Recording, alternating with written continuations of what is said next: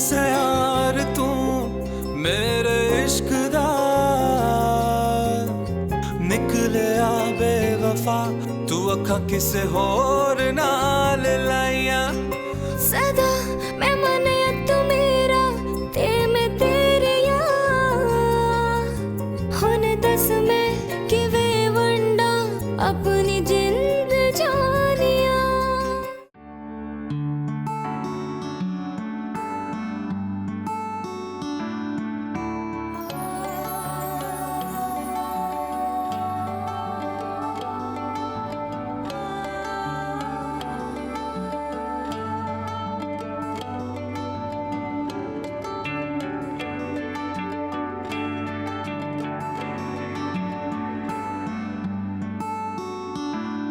تو این دور و زمانه کی اینقدر خجالتیه؟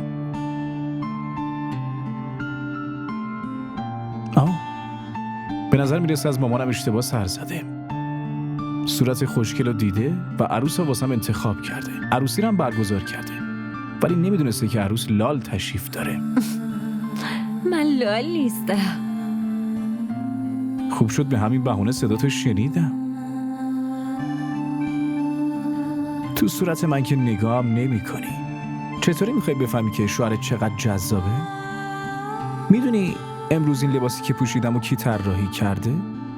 بزرگترین طراح این شهر. و تو سالن زیبایی که من رفتم اونم مشهورترین سالن زیبایی اینجاست. هر وقت از کنارش رد میشدم همیشه به این فکر میکردم که منم یه روزی میام اینجا و موهامو کوتاه میکنم. اینا رو واسه این بهت میگم که من تو زندگیم خیلی تلاش کردم و الانم تو زندگیم همه چی دارم. من هرچی که دارم و با تلاش و زحمت فراوون به دست آوردم. من میخوام تو این زندگی تو نقطه قوت من باشی، نه نقطه ضعف من. میخوام همراه من باشی حتی تو سختی ها و دیگه هیچی نتونه ما رو از هم جدا کنه. آرمان پسرم، ببینم تو روز اول عروس تو از آشپزخونه رفتن من نکردی؟ مامان من نفهمیدم کی بیدار شده. من خواب بودم. مواظبش باش. من نمیخوام از روز اول درگیر کارای خونه باشه. چند روزی باید مثل نوعروسا ناز کنه، مگه نه؟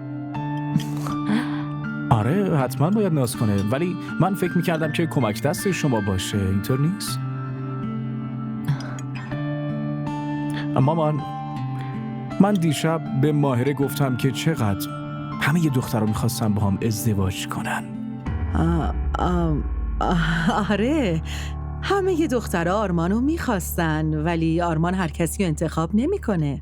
دمت گرم مامان. شنیدی چی گفت؟ ها؟ آرمان فقط گیر آدمای خیلی خوششانس میاد. مهم اینه که اون خوششانس هم باید قدرش رو حسابی بدونه. من خیلی شکرگزار خودم که با تو ازدواج کردم.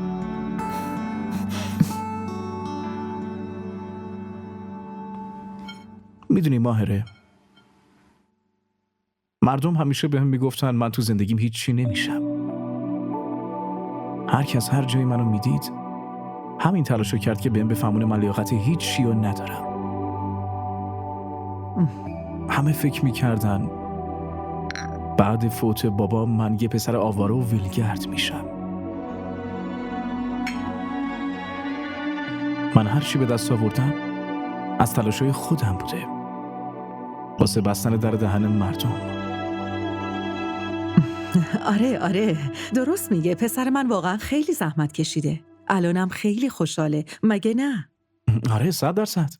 من که خیلی خوشحالم و بیشترم خوشحال میشم وقتی موفق تر از این بشم. انشالله.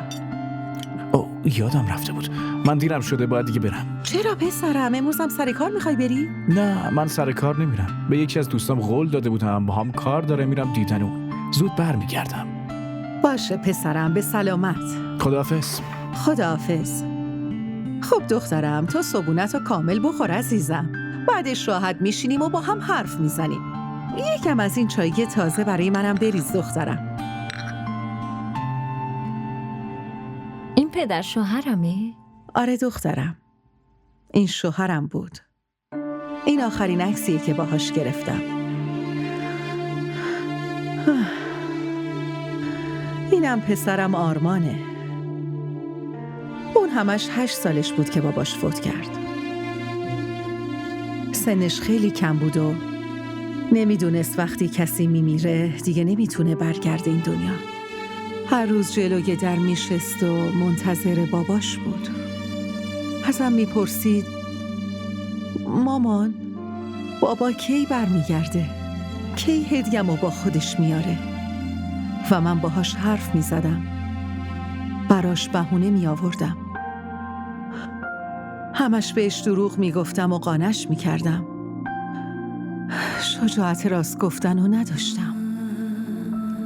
از یه روزی به بعد دیگه دروغامو باور نکرد و مطمئن شد که دیگه باباش هیچ وقت بر نمیگرده. و پسرم با اون سن کمش همش با مشکلات، با جامعه جنگید. اون فکر میکرد که اگه شکست بخوره میمیره. تنها عیبش همینه، شکست رو تحمل نمیکنه. با وجود به دست آوردن همه چی بازم عقده‌ای و خودشیفته شده. هیچ کس رو مهمتر از خودش نمیدونه. انگار بقیه آدما براش مهم نیستن. اینقدر اذیت شده که حالا هر خوشحالی و خوشبختی رو با پول اندازه گیری میکنه. من از حرفاش میترسم، وحشت میکنم. ولی به جز این دیگه هیچ بدی نداره. منو خیلی دوست داره. مطمئنم تو رم خیلی دوست خواهد داشت و مواظبت خواهد بود. فقط باید حواست بهش باشه دخترم. خیلی زود عصبانی میشه و مغلوب غرورش میشه. تو اونو تغییر میدی؟ بهش بفهمون که آدمایی که دور و اطرافش هستن همشون انسانن و توی یه دنیا زندگی میکنیم. همه چی رو نمیشه با پول خرید. عشق و محبت و انسانیت خریدنی نیست. مادر جون چرا این حرفا رو میزنی؟ البته خوب شد که همه چی رو به هم گفتیم. شما نگران نباشین، من حواسم بهش هست. اون آدمی که انقدر تلاش میکنه و از بچگی این همه سختی میکشه، یه کمی خودشیفته بودن حقشه، مگه نه؟ شما نگران نباشین، همه چی خوب میشه. من به انتخابم افتخار میکنم. انگاری تصمیم درستی گرفتم.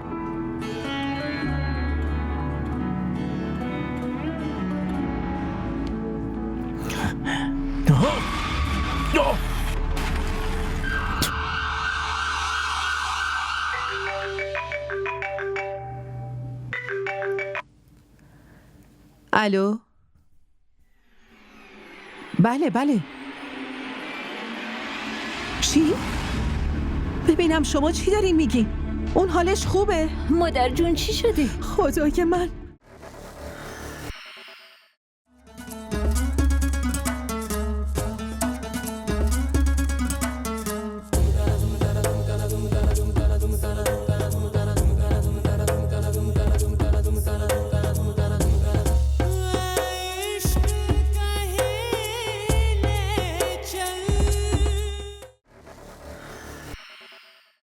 آقای دکتر پسرم چطوره؟ خیلی تصادف بدی داشتن. خدا رو شکر کنین که الان زنده است. آقای دکتر پسرم حالش خوب میشه؟ فعلا که نمیتونیم چیزی بگیم، ولی خدا رو شکر مغزش آسیب جدی ندیده. فقط یه ضربه جزئی دیده، اما پاهاش باهاش؟ ببینین من نمیتونم دلداری الکی بهتون بدم. استخون پاهاش کلن شکسته و شاید هیچ وقت تو آخر عمرش خوب نشه.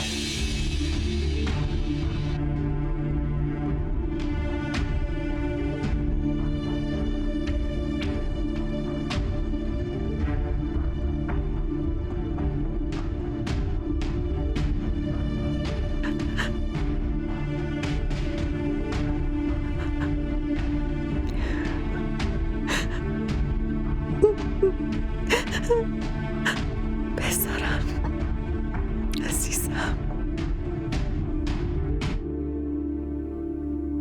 1 ماه بعد. اون سبزی فروش هست که همیشه سر کوچه وای میسه. قیمت ها رو خیلی بالا برده. منم بهش گفتم بذار شوهرم خوب شه. اون به حسابت میرسه. اگه جلوی این آدم رو نگیریم هر روز بدتر میشه. اون که دزد درجه یکه، اگه در توانش باشه شاید کیف پولمونم بقاپه. هارمان، غذا رو بخور ببین چطور خوشت میاد. امروز ماهره غذا پخته. مامان چی کار داری میکنی؟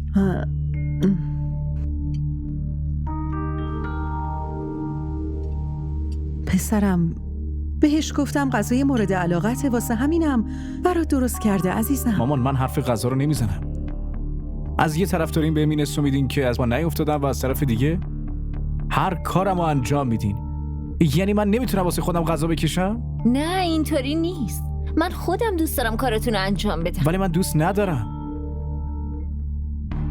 شما همش دارین کاری منو انجام میدین، اونم تو شرایطی که من باید بدونم میتونم کارای خودم رو انجام بدم یا نه. هارمان پسرم، هدف ما هرگز این نبود. اصلا اینطوری برداشت نکن. اگه اینجوریه پس چرا پرستار رو صدا زده بودین که بیاد خونه؟ اگه من چیزیم نیست پس چرا اینقدر مراقبت‌های ویژه دارین؟ اینجوری نیست پسرم. تو یه ماهه که تو بستر بیماری بودی. خب ما هم فکر کردیم شاید اینطوری یکم روحیت عوض بشه عزیز دلم. مامان لازم نیست روحیم عوض بشه. من خوبم. هنوزم میتونم خودم کارمو انجام بدم. به کسی دیگه این نیاز ندارم. این دلسوزی‌ها رو واسه من تمومش کنی. میمونه شغلم. از شغلم هم که منو اخراج کردن. ولی من ناراحت نیستم چون که یه کار دیگه میتونم پیدا کنم. بهشون نشون میدم که شاید پاهم فلج شده ولی مغزم نه. پسرم لااقل غذاتو میخوردی. گرسنه نیستم.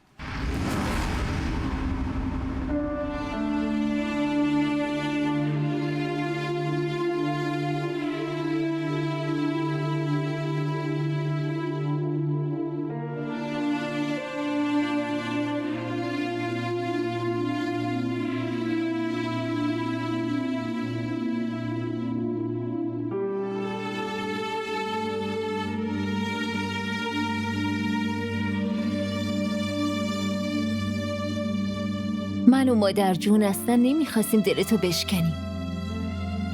ما میخواستیم تو مثل قبل با همون بشینی، بخندی، حرف بزنی. هدف ما اصلا این نبود که خدایی نکرده بهت این حسو بدیم که برات اتفاق بدی افتاده. معذرت میخوام.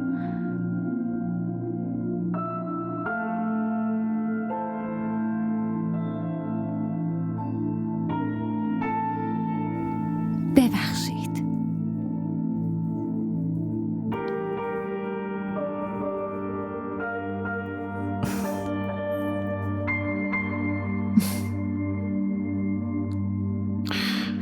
خب چی کار میکنی؟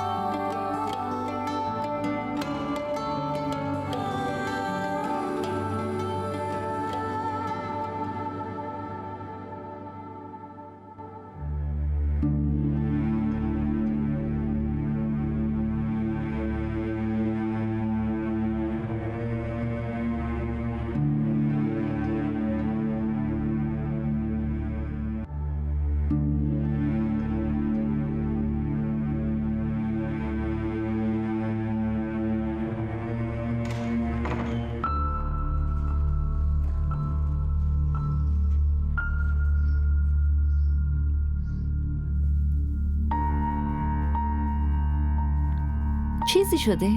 نگران به نظر میرسی. این رسیدو ببین ماهره، دیگه پولامون داره تموم میشه. پس انداز آرمان فقط خرج همین ماهمونو کفاف میده دخترم. 6 ماه شد ولی تو وضعیت پسرم آرمان هیچ تغییری ایجاد نشد.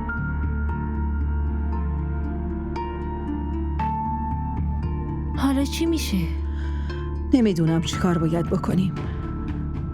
فعلا که یه سری طلاها مونده ولی بعدش چی میشه؟ آخه تا کی میخواد اینجوری پیش بره؟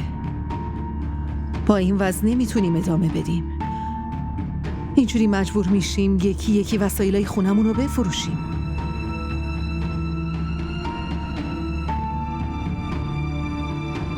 ما را در شبکه‌های اجتماعی دنبال کنید.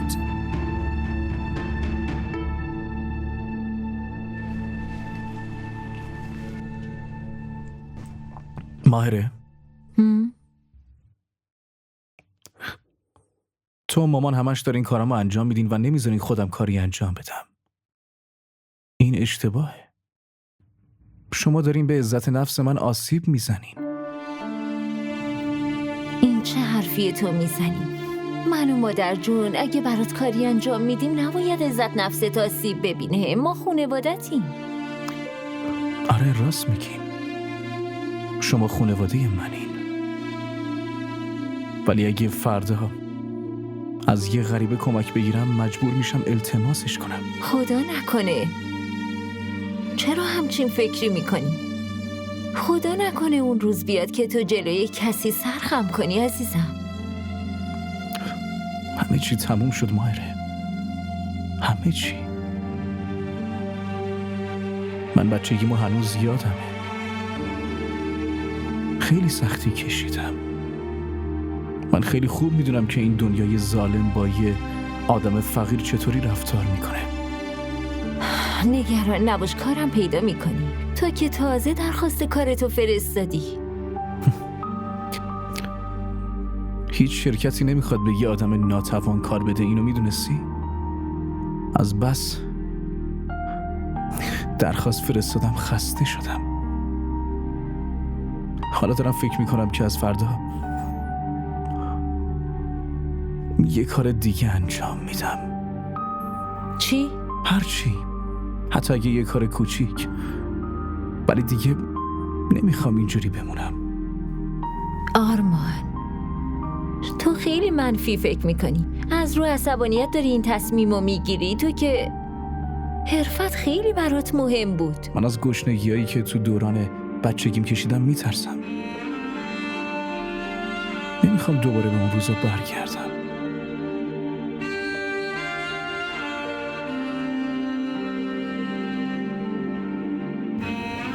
یه چیزی بگم، تو عصبانی نمیشی؟ بگو. میخوای من کار کنم؟ آره، من لیسانسمو گرفتم. بالاخره که یه کار پیدا میکنم. نکنه عقل تو از دست دادی؟ چرا؟ مگه چی گفتم؟ تو میخوای من محتاج تو باشم؟ نه آرمان، من اینجوری نگفتم. خیلی خوب میفهمم چی داریم میگیم. تو چی فکر میکنی ها؟ به این راحتی میتونی یه کاری پیدا کنی که همه هزینه‌های خونه رو بتونی پرداخت کنی؟ آره؟ آرمان، چرا اینطوری فکر میکنی؟ من فقط فکر میکردم یه کار پیدا کنم تا یه جوری بهم کمک کنیم. مگه نه؟ من کی گفتم کمک کنم؟ ماهر، من میدونم تو میخوای چی کار کنی. میخوای به مردم نشون بدی که شوهرت فلجه و خونه نشین شده و زنش داره خرجی خونه رو میده. ماهر، من از این حرفت واقعا اذیت شدم. خیلی. آرمان، من اگه تو میخوای من دیگه باهات اینطوری صحبت نکنم، پس دیگه پیش من حرف از کار کردن نزن.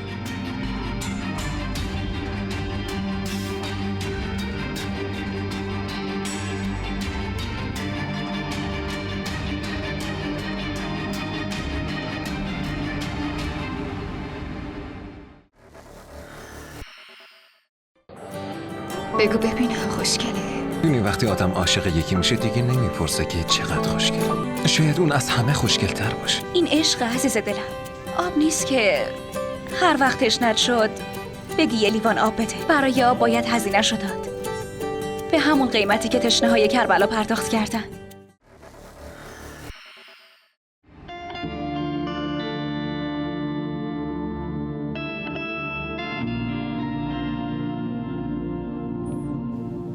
کی بود در میزد مامان؟ مسئول اینترنت بود. حتما دنبال پول بوده. پولشو دادی؟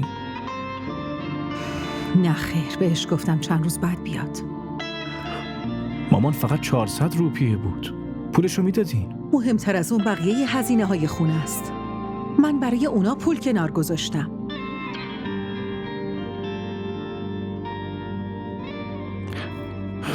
پولم یه جوری میاد. دارم تلاش میکنم تا کار پیدا کنم. 8 ماه شده آرمان جان. پسرم، من میدونم که این تقصیر تو نیست، اما بذار یکی دیگه به جای تو تلاش کنه. آها، پس تو اینجوری میخوای حرفتو به کرسی بشونی نه؟ من بهش گفتم این حرفو بزنه پسرم. این بیچاره که کاری نکرده و قصدش هم نداشته که کاری انجام بده. منم همینو دارم میگم. وقتی هیچ وقت کار نکرده پس الان چطور میتونه؟ چون شرایط داره سخت میشه و از تحمل خارج میشه. صاحب مغازه، مسئول اینترنت، سبزی فروش، همشون طلبشون از ما میخوان. هر مغازه‌ای برم اول میگن بدهی تو با ما صاف کن پسرم. آرمان، تو این محل فقط یه آبرو داشتیم که اونم آبرو داریم مامان. اونو من به دست آوردم. اگه خدا بخواد نمیذارم هیچ وقت اونو از دست بدی. بس کن آرمان، بس کن. من میدونم تو خیلی با استعدادی. ماهر شاید نتونه کار خوبی گیرش بیاد، ولی با حداقل پولم شرایط این خونه میشه که عوض بشه. فکر کن اگه یه روزی بیاد که واسه داروهات هم پول نداشته باشیم چه اتفاقی میفته هان؟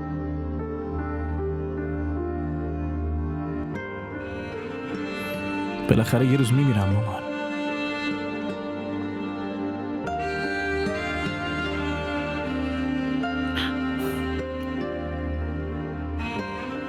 باشه درسته. اگه با کار کردنت شرایط این خونه عوض میشه و میخوای تلاشتو کنی، پس حتما تلاشتو بکن. من مانعت نمیشم.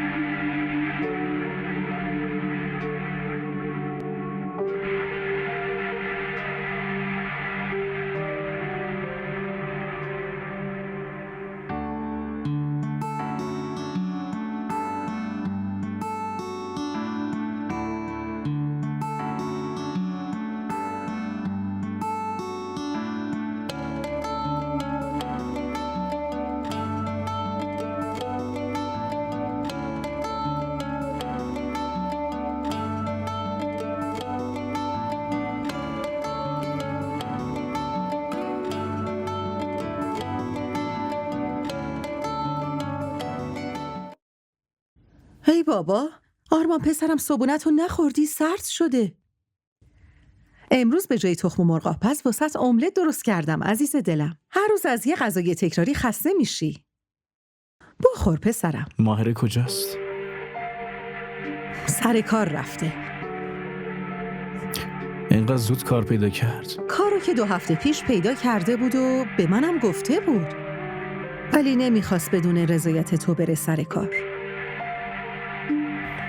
و شما اونو بدون رضایت من فرستادین. حالا دیگه وقت رضایت من و تو و اون گذشته پسرم. حالا اون به خاطر شرایط رفته، به خاطر اجبار رفته.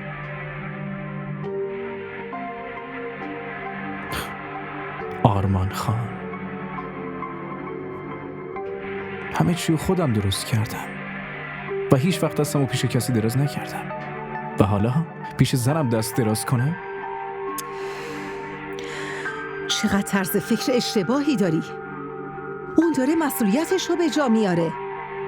به خاطر عوض کردن شرایط بد این خونه از طرف خودش داره تلاش میکنه عزیزم. ولی مامان، من به کمک کسی نیاز ندارم و شما هم به من نیاز ندارین. اگه فکر میکنین براتون بار روی دوشم، پس یه باره منو زهر بدین و بکشین. آفرین پسرم.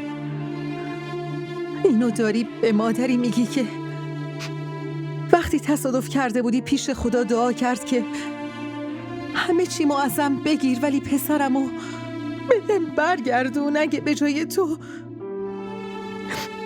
یکی دیگه این حرفو میزد، همین لحظه جونشو میگرفتم.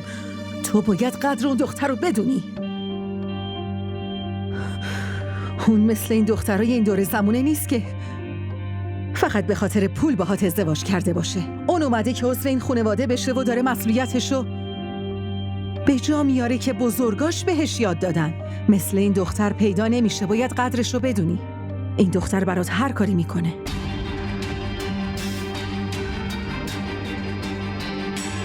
ما را در شبکه‌های اجتماعی دنبال کنید.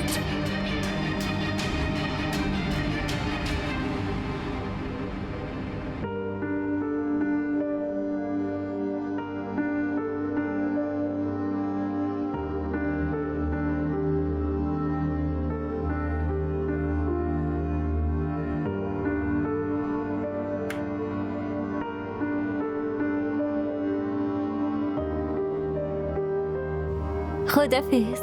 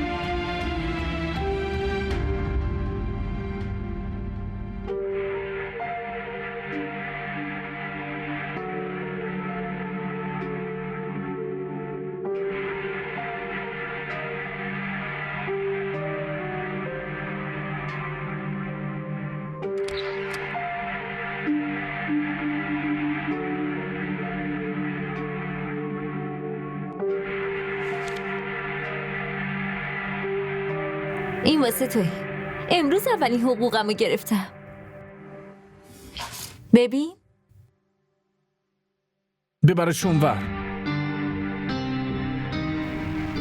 اما برای تو آوردم. من این صدقتو نمیخوام. اگه با خبرشم 1 روپیه‌شو واسه من خرج کردی، از فردا 1 لقمه نون این خونه واسه من حرومه. آرمان بس کن دیگه. آره دیگه بس کردم. از فردا نه چیزی میخورم و نه چیزی مینوشم. همه چی واسم حرومه.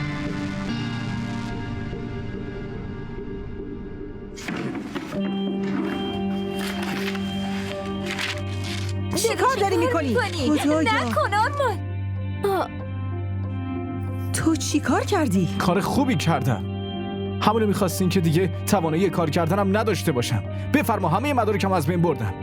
اینا فقط 2 تیکه کاغذ بود که بهشون دل خوش کرده بودم. تا وقتی اینا پیشم باشه همش واسه کار درخواست میفرستم. حالا دیگه اون کارم نمیتونم بکنم. همه چی رو تموم کردم. بهش دست نمیزنی ها؟ خیلی ممنون از اینکه بهم این حس رو دادی که من دیگه لیاقت هیچ کاری رو ندارم. دیگه صورتتو بهم نشون نده و از اینجا برو.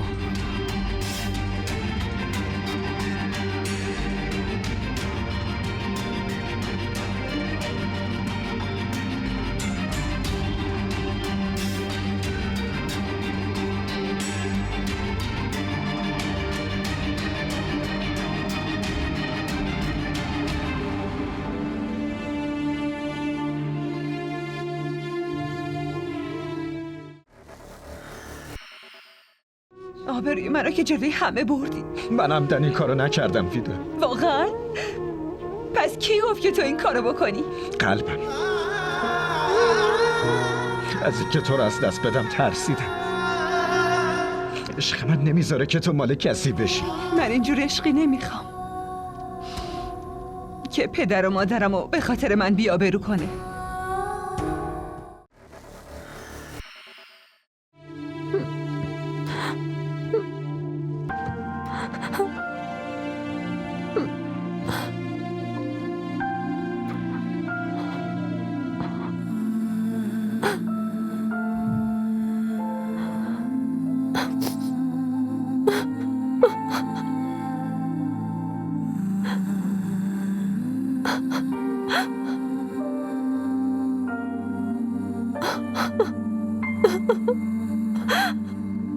عزیزم، دخترم، گریه نکن. مادر جون بذار گریه کنم. تو دختر شجاع من هستی. چرا گریه میکنی؟ امروز میتونم باهاتون حرف بزنم؟ حتما حرف بزن دخترم. بار سنگین دلتو سبک کن عزیزم. میدونین مادر جون، مامان و بابا هیچ وقت نذاشتن از خونه بیرون برم. اگه خیلی هم به چیزی نیاز داشتم همیشه بابام برام فراهم میکرد. واسه همین من هیچ وقت به رقابت کردم با مردا یا جلو حرکت کردن از اونا فکر نکردم. من همیشه به این فکر کردم که زن به مرد نیاز داره. حالا اون مرد یا به عنوان پدری یا برادری یا شوهر. درست میگی دخترم. مامان همیشه اول کاری بابا رو انجام میداد، بعد به من میرسید. من هیچ وقت روی بابام وای نستادم، حتی بهش فکرم نکردم. اولین بار از خونه بیرون میرم. بیرون رفتن از خونه تا شرکت رفتن برای من انقلاب بزرگیه. اینکه با چه شرایط سختی روبرو شدم فقط خودم میدونم. وقتی اونجا کار میکنم اینو میفهمم که این جامعه فقط به مردا حق آزادی داده و اونا هر کاری میتونن انجام بدن. این دنیا مال زنا نیست. ولی مادر جون من شکایتی کردم. همشون میفهمم ماهره. اما مادر جون آرمان چرا نمیفهمه؟ برای اون یه چیز خیلی کوچیکه، ولی برای من این فقط به دست آوردن پول هزینه خونه نیست، بلکه یه چالش خیلی بزرگ واسه زندگی. من تلاش کردم ولی یه قدردانی هم نکرد. اگه اون به جای این رفتار تشویقم میکرد من چقدر خوشحال میشدم. ما زن و شوهریم، اگه اون پول در بیاره یا من چه فرقی میکنه مادر جون؟ من میدونم دخترم. واسه دختری مثل تو انجام این کارا محال و غیر ممکن بود عزیز دلم. اما آرمان یه آدم سختگیریه. واسه هضم کردن این شرایط به زمان نیاز داره. ولی به هم اعتماد کن. وقتی اون اینو قبول کنه حتی بیشتر از خودت برات ارزش قائل میشه. من مطمئنم. خودتو ناراحت نکن عزیزم.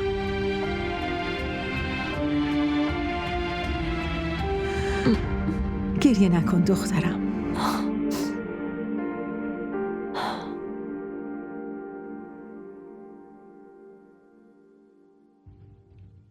واسه سر کار رفتن چه نیازیه که اینقدر به خودت برسی؟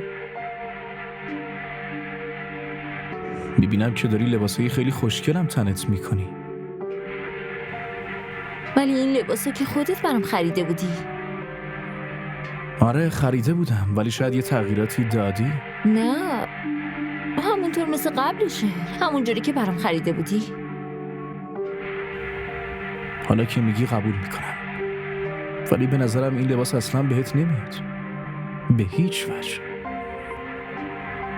باشه، پس تو بهم بگو چی بپوشم. ماهر اگه حرف من برات ارزش میداشت، پس تو اون کارو نمیکردی که داری انجام میدی. آرمان، ما بارها در این مورد حرف زدیم. کارت مگه ساعت 9 شروع نمیشه؟ الان که ساعت 8. آره، ولی راهش دوره، زمان میبره تا اونجا برسم. حتما هم تو شرکت به همه گفتی که شوهر من یه آدم فلجه ها؟ نه، چرا باید بگم؟ واسه دلسوزی؟ که برات دلسوزی کنم.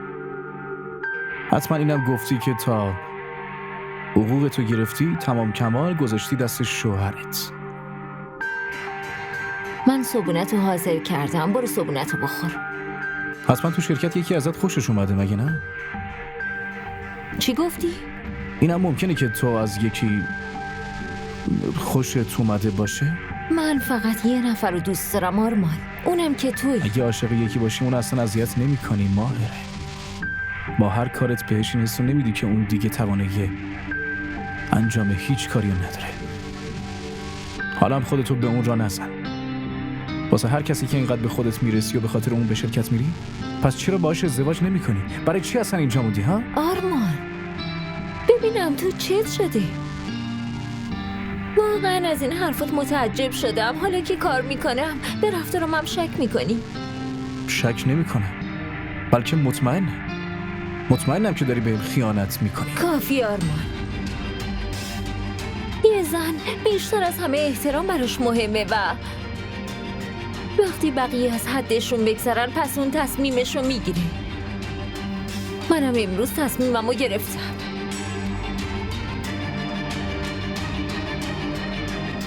ما را در شبکه‌های اجتماعی دنبال کنید.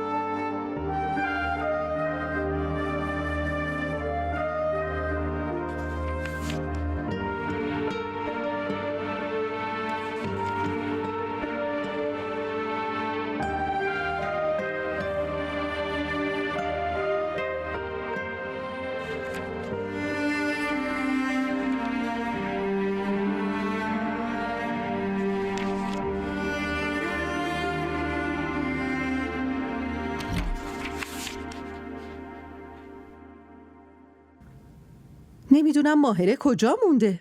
هنوز نیومده خونه. ببینم تو باهاش حرف زدی؟ آرمان، چی شده؟ تو که باهاش دعوا نکردی. من اونو آزادش کردم. چه مزخرفی داری میگی؟ دارم راست میگم مامان. بهش گفتم از اینجا بره. اگه در حق اون دختر زیاده روی کنی به حسابت میرسم. بگو ببینم چی بهش گفتی؟ با تو هم بگو ببینم بهش چی گفتی؟ ولش کنیم مامان، فقط بذاریم بره. مگه چیه؟ واسه دیدن این روزا اونو عروس این خونه کرده بودیم؟ واسه کار کردن که نیاوردیمش. هنه دستش هنوز نرفته بود مامان. اون تو بیمارستان کنارم نشسته بود واسه زنده شدنم دعا میکرد. الانم داره کار میکنه، سر کار میره، شب و روز مثل خدمتکار کار میکنه. من اونو میخواستم ملکه خونم باشه، نه اینکه خدمتکار. مامان تو که میدونی حقوقش چندرغاز بود، اونم واسه اون همه کار. تو که نمیدونی من چه حالی دارم مامان. میدونی این دنیا چقدر ظالمه. اون نمیتونه تحمل کنه. من این فکر رو نکرده بودم. فکر کرده بودم به همه خواسته‌هاش میرسونمش. فکر میکردم همه چی رو فراهم میکنم. چی فکر میکردم و چی شد؟ تو بهش چی گفتی آرمان؟ همونی که باید بهش میگفتم و فکرشو کردم. اون هنوز جوونه، یه عمر زندگی پیش روشه. تا کی بخواد پای من بسوزه؟ یه شوهر ناتوان و فلج. واسه همین بره و یه آدم خوبو پیدا کنه و باهاش ازدواج کنه. من اونو آزادش کردم. گفتم طلاقت میدم. تو چطور تونستی اینقدر راحت بهش بگی که طلاقت میدم؟ اینقدر برات آسونه؟ چقدر طلاق دادن برای تو راحته پسر؟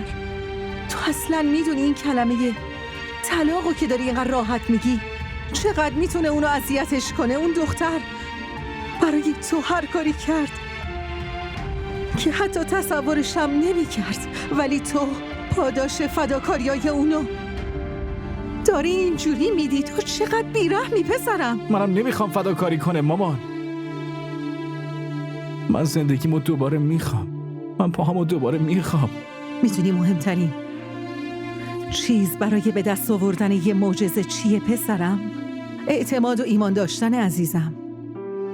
اونی که ایمانش رو از دست بده راهش رو تو زندگی گم میکنه.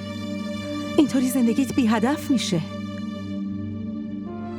تو دل یه دختری رو شکوندی که با وجود دونستن همه چی بازم داره تلاش میکنه. شرکت، کارای خونه، لباسات، غذا خوردنت، برای تو هر کاری میکنه و تو به جای تشکر کردن تصمیم داری که اونو طلاقش بدی؟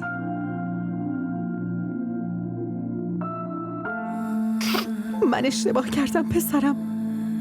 من به ماهره گفته بودم که پسرم خودداره، اما تو خوددار نیستی بلکه خودخواهی پسرم. و آدمای خودخواه همیشه شکست میخورن، همونطور که تو شکست خوردی. خدا رو شکر که اون از اینجا رفت. تو لیاقت نداری ماهره.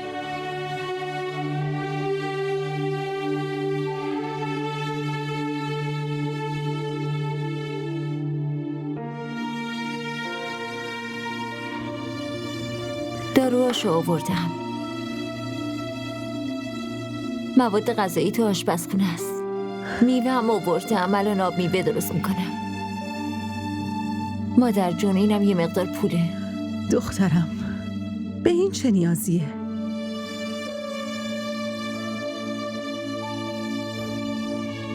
ماهره،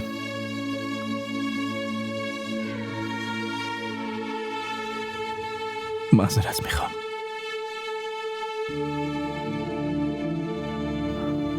مادر جون میخواستم بگم امشب میرم خونه مامانم اینا. خیلی دلتنگشونم.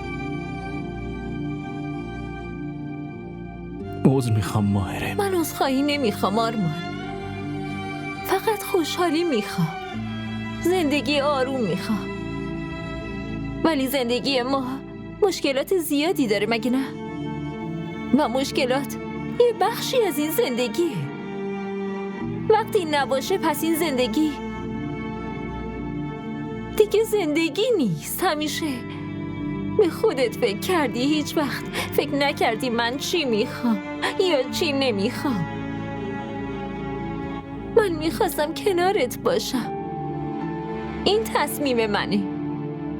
ولی من دیگه خوب نمیشم. زندگی تو با من نابود میشه. برای خوب کردن تو دوباره برگشتم. بذار من تلاشمو بکنم. شرایط عوض میشه ولی برای عوض شدنش به زمان نیاز داره. ما با هم شرایطو عوض میکنیم. من بدون تو به کسی دیگه ای فکرم نمیتونم بکنم. معذرت میخوام ماهره. لطفا منو ببخش. من یادم گناهکارم. التباس میکنم منو ببخشی. من این التماس تو نمیخوام، عشق میخوام. به هم قول بده که کنار من با مشکلات میجنگی. من کنار تو هم. من مال تو هم.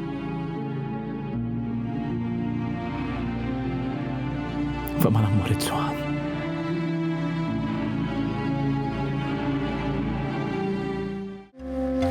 गवाह से यार तू मेरे इश्क दा